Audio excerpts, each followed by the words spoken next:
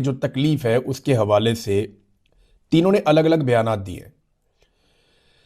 क्योंकि असदुल्ला खान साहब की यह खबर थी, उन्होंने ये खबर दी कि इमरान खान साहब की दाईं आंख के अंदर एक प्रॉब्लम है और उन्हें ऑपरेशन की ज़रूरत है, और इस ऑपरेशन के लिए डॉक्टर्स को मजबूर किया गया कि आप अडयाला जेल में कर लें। लेकिन डॉक्टर ने इससे इनकार कर दिया। उन्होंने कहा जी हम यहाँ पे नहीं कर सकते क्योंकि हमें प्रॉब्लम हो जाएगा बाद में, और यहाँ पे ऑपरेशन के लिए तमाम सहूलियात मैसर नहीं है जेल में, लिहाजा इमरान खान साहब को अस्पताल लेकर जाना पड़ेगा। ये पिम्स अस्पताल के डॉक्टर्स हैं और ये गुज़िश्ता चंद दिनों से चक्कर लगा रहे हैं अडयाला जेल के बकौल असदुल्ला खान साहब के। अब इस पे तीनों बहनों का मौक़िफ़ क्या है? सबसे पहले उज़मा खानम जो इमरान खान साहब से आखिरी मुलाकात करके आई थी, उनकी मुलाकात हुई थी सबसे आखिर में बहनों में। तो उज़मा खानम ने कहा कि इमरान खान साहब ने मुझे बताया था कि उनकी आंख में तकलीफ़ है और इसके लिए वो कोई आई ड्रॉप इस्तेमाल कर रहे हैं। ये उन्होंने इमरान खान साहब के हवाले से कंफर्म किया कि आंख में तकलीफ़ ज़रूर है और उसके लिए कोई वो आई ड्रॉप्स इस्तेमाल कर रहे हैं, लेकिन इतना डिटेल में उनको नहीं पता था। इमरान खान साहब की दूसरी बहन अलीमा खानम, उन्होंने इस खबर को लेकर शकूक व शुबहात का इजहार किया। उन्होंने कहा जी कि ये खबर कैसे बाहर आ जाती है, इसका सोर्स क्या है?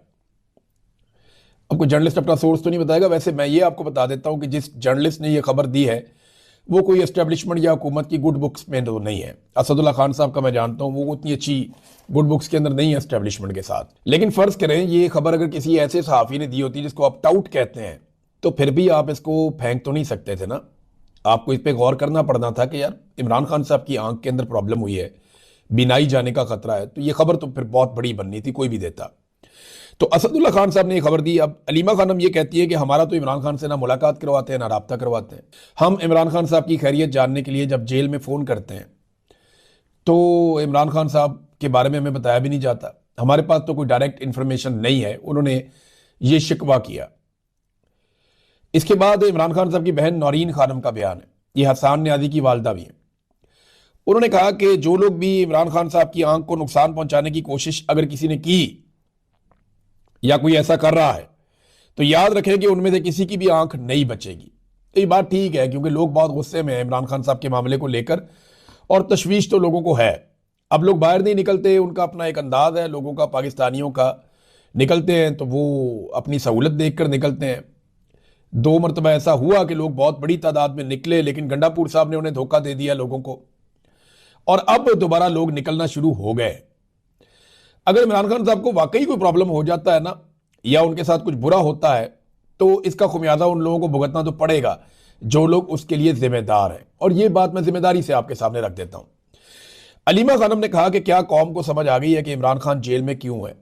वो एक मुहिब्बे वतन लीडर है, उसका अल्लाह पर ईमान मजबूत है, वो 2.5 साल से जेल में है। उसने कौम से वादा किया कि कोई डील करके नहीं निकलेगा, और वो वादा निभा रहा है। पाकिस्तानी कौम के लिए ज़रूरी है कि वो अपने लिए खड़ी हो, क्योंकि इमरान खान उनके लिए जेल में बैठा। बसंत में पंजाब हुकूमत ने हदायत जारी की हैं कि कौन सा गाना सुन सकते हैं, बोल क्या सकते हैं, पतंग पर किसकी तस्वीर लग सकती है और किसकी नहीं लग सकती। इमरान खान की पार्टी के रंग भी नहीं लगेंगे। पाकिस्तान में सब्ज़ और सुर्ख रंग भी लगता है जल्द बैन हो जाएगा।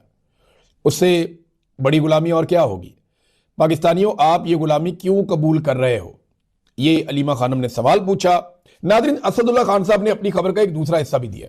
वो हिस्सा भी मैं आपको पढ़ के सुनाता हूं, ये बहुत इंपॉर्टेंट है।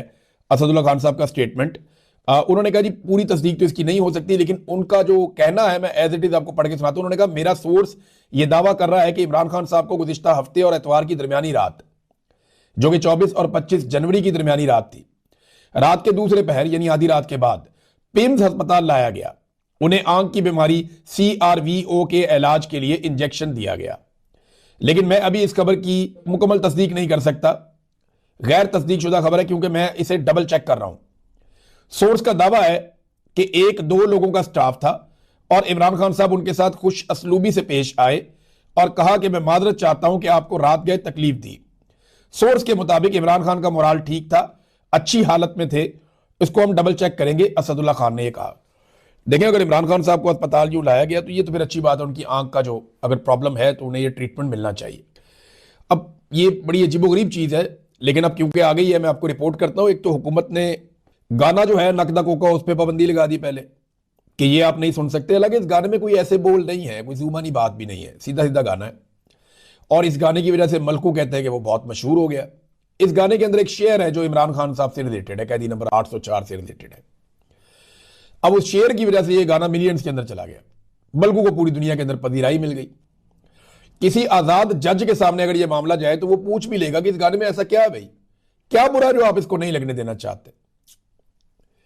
ऐसा नहीं है, लेकिन क्योंकि इमरान खान साहब है तो उनसे वो डरते हैं, उन्होंने नकदा कोका पे पाबंदी लगा दी। और अब एक नया नोटिफिकेशन जारी किया गया है, और ये नोटिफिकेशन 16 सीनियर तरीन अफसरान को, पुलिस और चीफ सेक्रेटरी से लेकर तमाम लोगों को भेजा गया है कि बसंत पे किसी की फोटो ना लगे। अब किसी की फोटो का मतलब यह है कि इमरान खान की फोटो ना लगे, कोई पार्टी का झंडा ना लगे, तो ये इसका मतलब यह है कि इमरान खान साहब की पार्टी का झंडा ना लगे। सादी बात है, सभी समझते हैं बात क्या है। डर इसी बात का है ना कि आपको आसमान पे इमरान खान साहब की तस्वीर वाली, उनके नाम वाली, उनके कैदी नंबर वाली, उनकी पार्टी के झंडे वाली पतंगें नजर आएंगी बसंत के दिन। तो इस पर भी उन्होंने पाबंदी लगा दी, कहती दफा 144 हम लगा देंगे। आप अंदाजा करिए इमरान खान साहब से सिस्टम कितना डरा हुआ है, कितना खाइफ है, कितना परेशान है भाई। अगर इस लेवल पे आप पहुंच गए हैं और आप इमरान खान का मुकाबला नहीं कर पा रहे, उसको आप डरा हुआ नहीं दिखा पा रहे, उसको आप सरेंडर नहीं करवा पा रहे, वो आपसे हार नहीं मान रहा, तो जाके उससे माफी मांग ले और जाके उससे सुलह कर ले और उसे बोले कोई रास्ता निकाल कर दे। सियासी आदमी है, वो आपको कोई ना कोई रास्ता निकाल कर दे भी देगा। लेकिन जितना आप गिरते चले जा रहे हैं ना इमरान खान साहब की मुखालफत में, कभी इद्दत वाला केस ले आते हैं, कभी साइफर वाला केस ले आते हैं, कभी आप उसकी तस्वीर पे पाबंदी लगा देते हैं, कभी उसकी आवाज़ पे पाबंदी लगा देते हैं, कभी आप उसकी मुलाकातें बंद कर देते हैं, कभी आप उसकी बेगम को पकड़ लेते हैं, कभी आप उसकी बहनों को पकड़ लेते हैं, कभी आप खवातीन के ऊपर टॉर्चर करते हैं, कभी आप बच्चों पे टॉर्चर करते हैं। जगह जगह आप दरबदर हो रहे हैं, बाहर दुनिया में आप दरबदर हो रहे हैं। पाकिस्तान के अंदर यूनिवर्सिटियों के चक्कर लगा लगा के आप थक गए हैं, कोई आपकी बात सुनने के लिए तैयार ही नहीं है। हत्ता कि आपने यह भी सोच लिया कि 25 साल तक के तमाम लोगों से वोट का हक ही छीन लिया जाए। जब आप इस हालत में आ गए हैं तो अब आप एक ज़हनी मरीज बन चुके हैं। ये प्रैक्टिकली ज़हनी मर्ज है, और क्या है, आप मुकाबला ही नहीं कर पाएंगे पाकिस्तानियों का। तो जाए जाके इमरान खान से माफी मांगे, उससे कहीं कोई रास्ता निकाल कर दे, उससे सुलह करे, वो आपको कोई ना कोई रास्ता निकाल कर दे देगा। वो पॉलिटिकल आदमी है। वफाकी वुज़रा भी फंस गए। देखिए ना, जो लोग दिन रात करते थे कि हम ऑपरेशन करेंगे, हम जरूर ऑपरेशन करेंगे, खैबर पख्तूनख्वा में मिलिट्री ऑपरेशन होगा, मिलिट्री ऑपरेशन हम जरूर करेंगे, कौन रोक सकता है, किसी का बाप भी नहीं रोक सकता। दिन रात इनकी तकब्बुर भरे जुमले ही खत्म नहीं हो रहे थे। इमरान खान साहब ने जेल से बैठकर कहा कि नहीं, मिलिट्री ऑपरेशन मसले का हल नहीं है। मसले का हल जरूर होगा, लेकिन मुशावरत के साथ होगा। बैठो, सारे स्टेक होल्डर्स से बातचीत करो और यह ड्रामा बंद करो। पाकिस्तानियों को मार मार के, कोलेटरल डैमेज कर करके आप कभी भी अमन नहीं ला पाएंगे। इमरान खान ने खुद बताया था, उसने सोल्यूशन कहा था, और अब ये सारे मिलिट्री ऑपरेशन से भाग रहे हैं। यानी पहले जो सारे बड़के मार रहे थे, कैदी नंबर 804 अकेला खड़ा था, उसने कहा जी मैं ऑपरेशन नहीं करने दूंगा। आज ये सारे ऑपरेशन से भाग रहे हैं। जनाब हम तो ऑपरेशन कर नहीं रहे थे, हमारा तो इरादा ही कोई नहीं ऑपरेशन करने का। चक्कर क्या हुआ? चक्कर ये हुआ कि इन्हें लगा था कि ये ऑपरेशन करेंगे, रोला रोला डालेंगे, वहां बंदूकों का, हेलीकॉप्टर्स का, रॉकेट लॉन्चर्स का, फायरिंग के ये मनाजिर आएंगे, बड़े जंगी किस्म का माहौल बना देंगे। जैसे इंडिया के साथ लड़ाई के बाद हमें पजीराई मिली थी, इस ऑपरेशन में हमें पजीराई मिल जाएगी। नहीं, ऐसा हुआ नहीं। इंडिया के साथ जो आपकी झड़प हुई उसमें पाकिस्तानी कौम आपके साथ खड़ी हुई, वो जब भी होगी साथ ही खड़ी हो जाएगी। लेकिन जब आप पाकिस्तान के अंदर लड़ाई करेंगे और एक ऐसी लड़ाई करेंगे जिसमें दहशतगर्दी आप खत्म करने के, ऐसा लगता है कि कोई नतीजा निकलना ही नहीं है। अगर निकलना होता तो 22 ऑपरेशंस बड़े हो गए और हजारों छोटे ऑपरेशंस आपने कर दिए हैं, इंटेलिजेंस बेस्ड ऑपरेशंस। अभी तक अमन नहीं आया, तो आगे गारंटी क्या है कि अमन आ जाएगा? असल सवाल यह है कि इन दहशतगर्दों को लेकर कौन आया, इनको बनाया किसने, इनको तरबियत किसने दी, इनको यह सारा कुछ सिखाया किसने, इनके हाथों में हथियार पकड़ाए किसने, और इन्हें वापस कौन लेकर आया और वापस लाकर इनको बसाया किसने? देखिए, मुराद से ही चीख रहा था, मेरे आप वीलॉग्स उठाकर देख ले जुलाई और अगस्त 2022 के, उसमें मैं चिल्ला रहा हूं, बार बार हम ये कह रहे हैं कि खुदारा रोके इस सिलसिले को, दहशतगर्दों को मत ले आओ वापस। ये उनको वापस लेकर आए, फेंस के अंदर से रास्ते थे वहां से उनको क्रॉस करवाया, बड़ी तादाद में उनको लेकर आए और उनको मुख्तलिफ इलाकों में बसाना शुरू कर दिया। अब वो मुसीबत गले पड़ी हुई है। अब कहते जी हमने ऑपरेशन करना है। ऑपरेशन में नुकसान किसका होता है? आम सिपाही मारे जाते हैं, पुलिस वाले मारे जाते हैं, ऑपरेशन में आम सिविलियंस मारे जाते हैं, कोई दहशतगर्द भी मारे जाते हैं। लेकिन मकामी लोगों का यह मानना है कि वसाइल पे कब्जे की लड़ाई है और कुछ भी नहीं है। इसमें नुकसान ज्यादा सबसे जो होता है वो मकामी लोगों का होता है। वफाकी वज़रा ने प्रेस कॉन्फ्रेंस की, वजीर दिफा, वजीर इत्तलात, ये लोग बैठे हुए थे। और आपको मैं हैरत की बात बताऊं, ये पाकिस्तान की तारीख की एक अनोखी और पहली प्रेस कॉन्फ्रेंस है जिसमें सवाल करने वाले का सवाल जो है ना उसकी ऑडियो बंद कर देते थे। ये आप अंदाजा करें, ताकि लोग सवाल ही ना सुने, क्योंकि तनकीद तो सवाल में होती है ना कि जनाब आपके ऊपर ये इल्जाम है या आपके से ये सवाल है या ये वाला सख्त सवाल, सवाल ही बंद कर देते थे। और हैरत की बात यह है क्योंकि बाद अगर सवाल ऐसा होता है ना, बंदा सवाल कर रहा होता है, बीच में वजीर बोलता है, फिर ये बंदा बोलता है, फिर वजीर बोलता है, बाद वक्त ऐसे भी होता है। ये अदनान हैदर वाले मामले में आज हुआ भी, दोनों की ऑडियो नहीं आ रही थी। मैं हैरान हो रहा था ये ऑडियो कहां जा रही है। बाद में पता चला जनाब डेलिबरेटली सवालात की ऑडियो बंद की गई है। अंदाजा करें, सवालों का गला घोंट दिया इस हुकूमत ने। भैया आपने जवाब देना दें, नहीं देना ना दें, आप ये भी कह सकते हैं नो कमेंट, लेकिन आपने सवाल पूछने पर ही पाबंदी लगा दी और सवाल करने पर ही गला घोंट दिया। आजादी इजहार राय का इससे बुरा गला और कौन घोंटेगा। सहाफियों को चाहिए कि इनका एहतसाब करें, इनसे पूछें कि जनाब हमारी ऑडियोज आप सवालात में क्यों बंद कर रहे हैं। अब दावा यह किया वफाकी हुकूमत ने, नंबर एक, कि सूबाई हुकूमत और टीटीपी के दरमियान इत्तफाक राय पैदा हो गया और इसकी वजह से इनखला हुआ है। वो ये कहते हैं, अब उनका दावा है कि जनाब जो जरगा और टीटीपी के मुज़ाकरात हुए जिनके नतीजे में इनखला हुआ, क्लाइमेट चेंज की वजह से भी नकल मकानी हुई है। ये जनाब वफाकी हुकूमत का लुब्बे लुबाब ये है। अब इस पे ज़रा आप एक स्टेटमेंट जो शाहिद खटक साहब का है वो आप देख लें। शाहिद खटक साहब ने कहा कि सूबाई हुकूमत को ऑन बोर्ड लिए बगैर जिरगे में कोर कमांडर पेशावर, IGFC और स्टेट के तमाम नुमाइंदे बैठे और फैसले किए। पहले लोगों को नीचे उतारा। इसका मकसद यह था कि बर्फ में वफाकी इदारे और फौज रेस्क्यू ऑपरेशन का क्रेडिट लेंगे और गंद सूबाई हुकूमत पर डालेंगे। वैसे बर्फ के ऊपर एक गाना भी बनाया ISPR ने अभी, बर्फ की चादर। तो शाहिद खटक की बात वहां जाकर मैच कर रही है कि बर्फ के अंदर रेस्क्यू ऑपरेशन करेंगे फौज और वफाकी हुकूमत और ये क्रेडिट लेंगे और सूबाई हुकूमत को गंदा करेंगे। वो काम उल्टा हो गया, वो सारा क्रेडिट जो है वो सूबाई हुकूमत ले गई।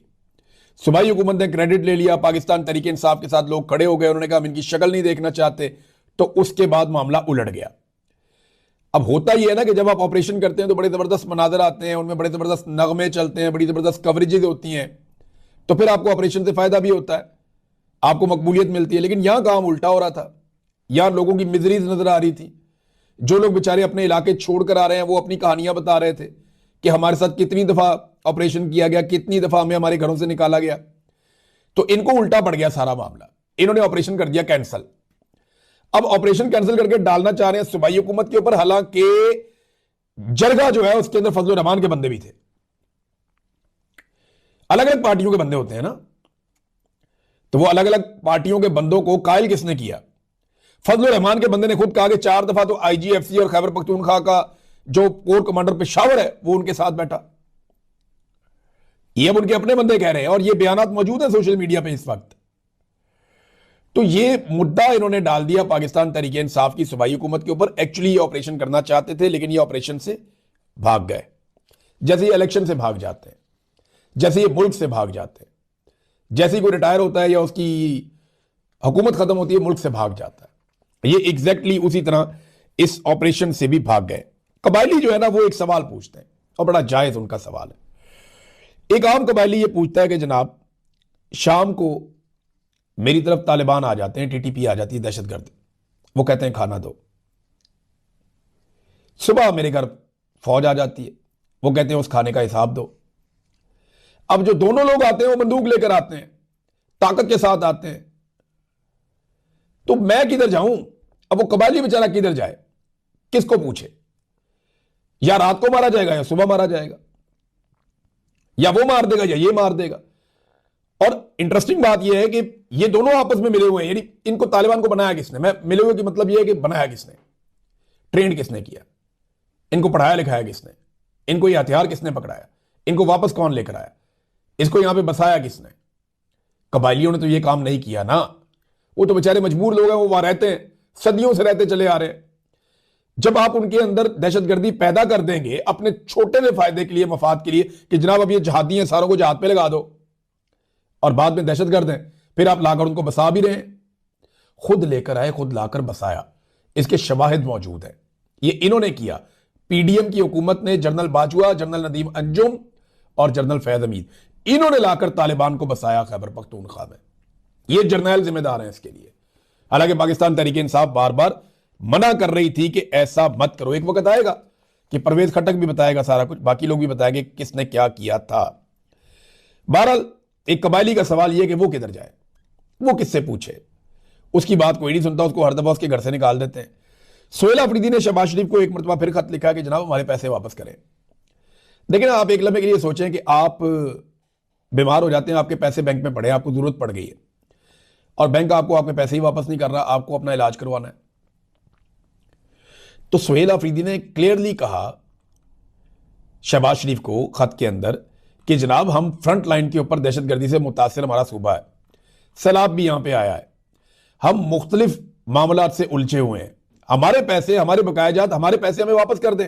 वो पैसा को उधार नहीं मांग रहे, ना कोई कर्जा मांग रहे हैं, ना वो आपको ये कह रहे हैं कि जनाब आप हमें ये पैसा दे दे रहम करके। नहीं, ये उनका अपना पैसा है, वो अपना पैसा वापस मांग रहे हैं कि जनाब पैसा दे, हमें इसकी जरूरत पड़ गई है। और वफाकी हुकूमत दबा के बैठी हुई है कि नहीं, हमें क्योंकि ये हुकूमत पसंद नहीं है, एस्टेब्लिशमेंट को क्योंकि ये हुकूमत पसंद नहीं है, ये वजीर आला हमारी मर्जी का नहीं है, लिहाजा हम पैसे नहीं दे रहे। और सारा बोझ जो है वो सूबाई हुकूमत के अपने कंधों पर आकर पड़ा हुआ है। तो सोहेल अफरीदी ने एक मरतबा फिर शहबाज शरीफ को खत लिखकर कहा जनाब हमारे वाजिबात, हमारे पैसे अदा किए जाए। नादरीन, मोहसिन अख्तर कियानी साहब, मोहसिन अख्तर कियानी साहब जज है, मैंने कल भी आपको इनके बारे में बताया था। इनका एक स्टेटमेंट आया, उन्होंने कहा ईमान मजारी और हादी अली चट्ठा को खुद गिरफ्तार कराया, ये अदालत के अंदर खुद जेल भिजवाते हैं, फिर हड़ताल कर देते हैं। मेडल मिलना चाहिए इन बार वालों को। तो जजेस तो नाअहल हैं ही, अब अदालतें भी मुर्दा हो गई हैं। बार तो खुद जेल छोड़कर आई है, बगैर कानून के जज ने कमाल का फैसला दे दिया है। जज के फैसले को भी उन्होंने तनकीद का निशाना बनाया कि 2 वकीलों को उठा के ऐसी जेल में भेज दिया और उनके खिलाफ सजा दे दी है।